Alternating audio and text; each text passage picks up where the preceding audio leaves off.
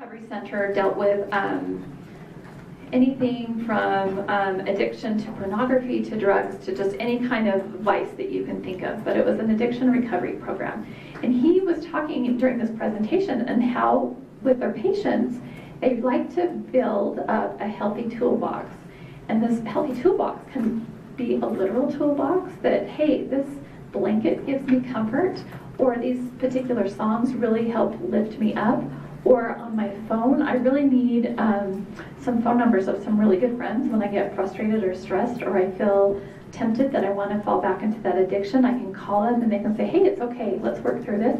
So he talked about all these different resources that they try to give their patients, the literal physical things as well as just the maybe the mental and the emotional things. And I thought, what a great thing to talk to you guys about, because I know as you're going into high school and 9th grade and junior high, you're going to inevitably, and I know in my life, come across times that are stressful and hard and sad, and that's okay because that's part of life and that's what happens. But how can we keep ourselves healthy mentally and physically and emotionally and spiritually and all that to help us know that this bad time is a bad time and the good time's just right around the corner. So what can we do to keep ourselves healthy and strong, as well as by us keeping ourselves healthy and strong, we can help reach out to others and help keep them healthy and strong. We've had some circumstances in youth court that are difficult. I mean, Katie was a mentor to a young girl who, I'm sure she's out now, but she was in a care facility because she tried to take her own life. And so those are some really hard things, and it's really hard when you have even just a distant relationship to know that somebody's struggling like that. So anyway, I had asked Mr. Hammond to bring all of his wonderful skills that he has as a health teacher as well as a coach and his own experiences, and share hopefully some great tips that you can take back to yourself and your family and your friends and everybody like that. And he does not have to use this mic if he does not want to. So I will turn the time over to Mr. Hammond. Let's give him a round of applause.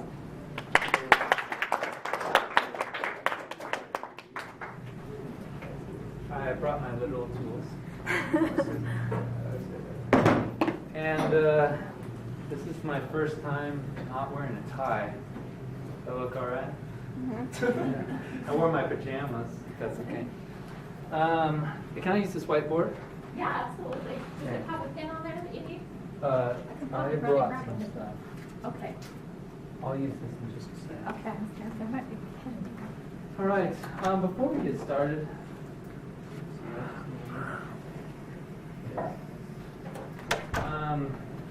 tell me, what is this youth court here, Dan? I think it's really cool. I just watched a couple of videos because Mrs. Acor told me we're doing this youth court stuff. I heard announcements about it, but I don't listen to the announcements. So I just heard a little bit. So what do you guys do? Somebody just tell me, what is this about? Yeah. You can call on anybody, Mr. Hammond, because they all should know at this point. Yeah, you all. Somebody help me. Katie. So we help kids who have committed a crime, and they, instead of going to juvenile if they're a first-time offender, they can come here with us, just community or below, and they can come here and we help them, and they can make up for the mistakes that they made, and their record is right to be at the end of it. This is awesome. Has anybody, raise your hand if you've actually done a case? Just a couple, yeah. Really?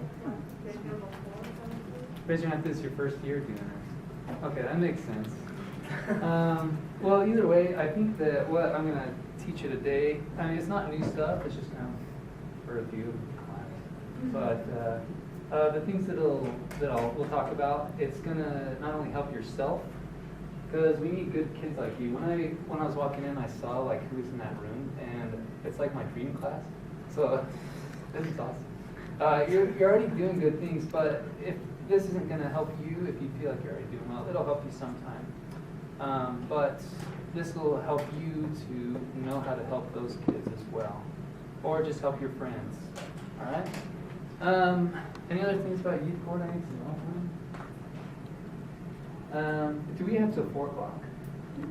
Okay. I might skip some things. Well, and you can go. I mean, you're welcome to go. If they have commitments, they're welcome to leave. I won't go over 4, but we can end early though. I don't know. The time is yours. Okay. I put this slide up and my wife did not think it was very funny, but I thought it was funny. If you like Napoleon Dynamite, I do. And since you guys are quiet, I assume you're not going to tell me about your summers, but will you please tell me so we can make this easier? Who's done something cool this summer? Ethan, what'd you do? I went to Guatemala on a service project. Pretty cute.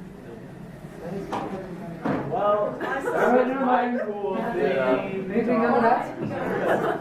Kim, did you have your hand raised? No. It's Heather. I took a 5-hour nap a little while ago. Hey. 5 hours. I might throw it up on my whiteboard. Any other cool things? See, I'm playing Fortnite. This is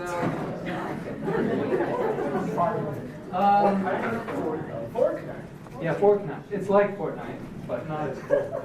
I'm just gonna show you my summer a little bit for 1 sec, because you already know me except for 6 of you.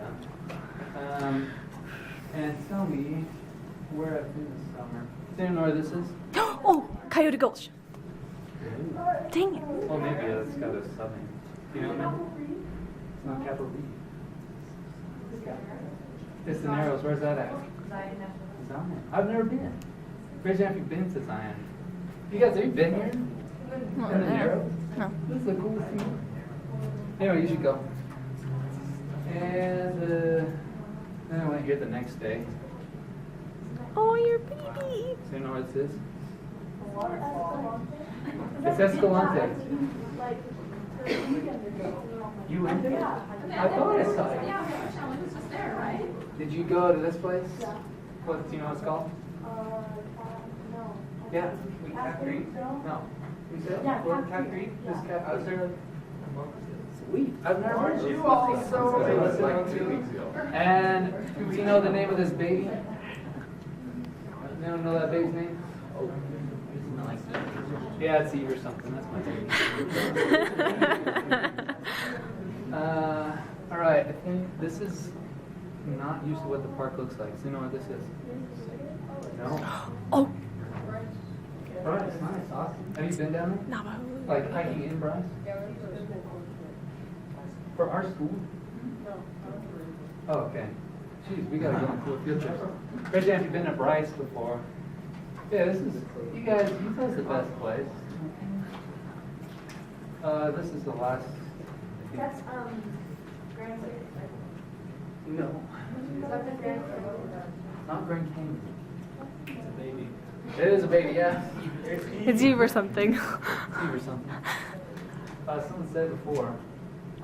Yeah, I think it's Steve. This is Capitol Reef.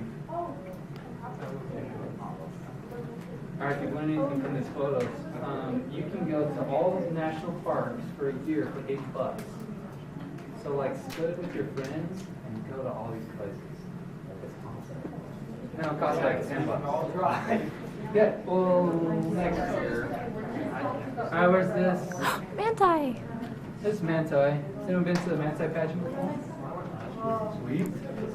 My wife wanted to go to the Manti pageant, and I thought that was kind of boring. So we went to all these other places first, and then went to Manti. But, man, when you're old like me, don't be boring, okay? There's so many other things to do. And when you have a baby, take her with you, man. She loved it. Let's see. Oh, Aww. let's talk about tools. I'll talk about Eve in a sec. She has everything to do with what we're learning about. But first of all, why? All right, let me get my stuff. What's the purpose of tools, you guys? The big stuff is one reason we have it. Why else do we have tools? To build stuff. Big stuff is to build stuff. That's pretty much it. We'll get to that in the end. And like Mrs. Acorn was saying, tools. I mean, they're to fix stuff and to build stuff. If we are having emotional problems, if we're having whatever kind of problems in life, we don't need these kind of tools, but we need the spiritual tools. We need the emotional tools. We need different kind of tools to help us with our problems, to either fix the problem or to build ourselves up, or to build other people up. And you said they use this in an addiction recovery. Right? I've heard similar things. You say I could talk a little bit more spiritual? Yeah. Okay, good. I was like, I wish I could in school again. But I heard, this was a long time ago, when I was your guys' age. These things are real, like how it works. Having physical things that change our brain. If we're stressed, if we're hungry, if we're angry, if we're sad or something, these tools that you're going to put in your toolbox, I'm going to give you a little toolbox. They're not, but they really do have an impact, and it changes your feelings.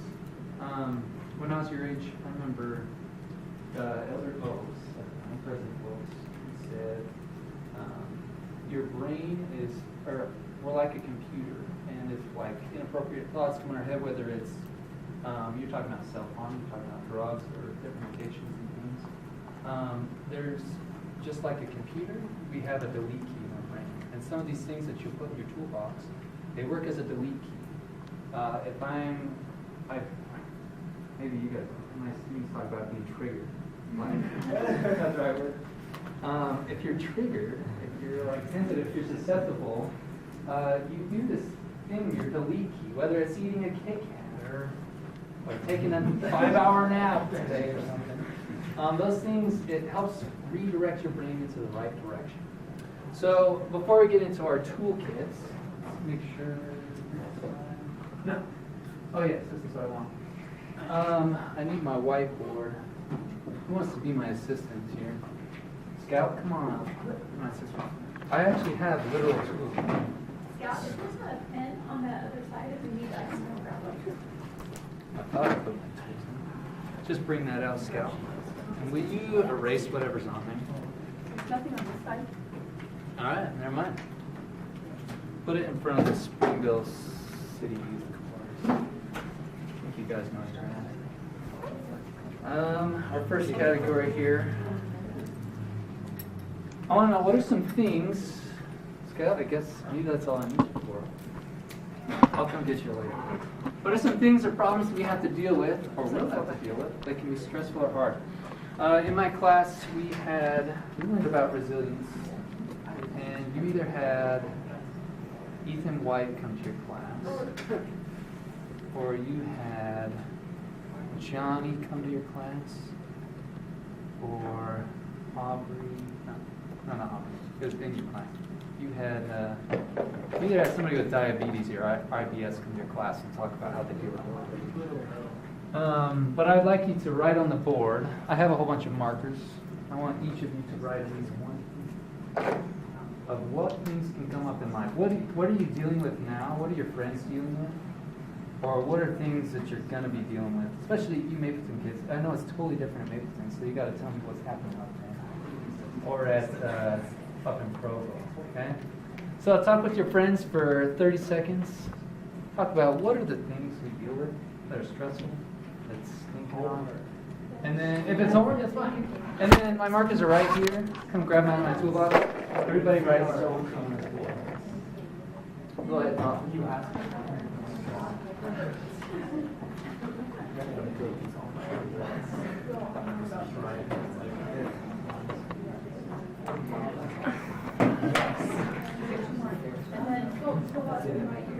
Yeah, Cooper, go right here. You're supposed to go right the. Yeah, I do need all to of be it. volunteer. Right the first thing. This doesn't have to be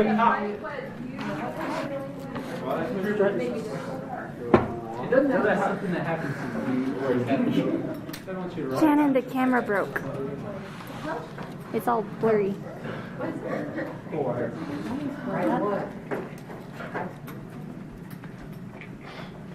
It won't focus.